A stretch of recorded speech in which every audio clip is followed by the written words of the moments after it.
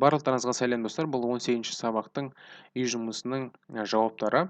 Қазір видеоны мұқият қарап отырып, тапсырмаларыңызды тексеріп алыңыздар. Бірінші тапсырмада бізде мына сөйлемдерді қайта жазуымыз керек болды өткен шақта. Яғни was were'ді қолданып өткен шақта жазуымыз керек болды. Дұрыс жауаптар былай. He was at a party last night. We weren't at school yesterday. Were you downtown last night? She was at the airport yesterday afternoon. Was he late yesterday? Was he late yesterday? I wasn't in a hurry. Мен yesterday morning дейді. Мен кеше таңертең асыққан жоқпын. Дұрыс жауаптар осылай тексеріп алыңыздар. Енді C тапсырмасында бізде was немесе were дегенді қоюымыз керек болды. Немесе wasn't, weren't. Where were you last night? I was at a party. Was your friend at school yesterday? No, she wasn't. Were your child on vacation last week? No, they weren't.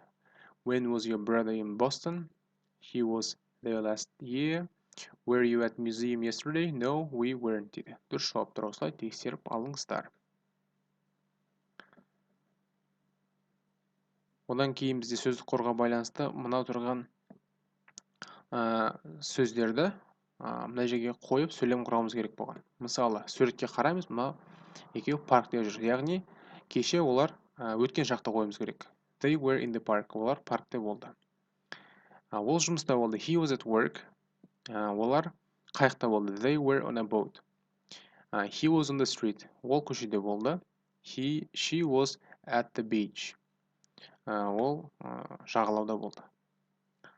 Соңғы бізде listening тапсырмасында дұрыс жауаптары B-A екен. Егерде сізде қате болса, мына listening файлды қайтадан тыңдап, неге осы жауаптар болған екенін қарап алыңыздар. Осы сөздердің бәрі жазып жаттап алды деген үміттемін. Видеоны көргендеріңізге рахмет. Келесі сабақта кездескенше сау болыңыздар.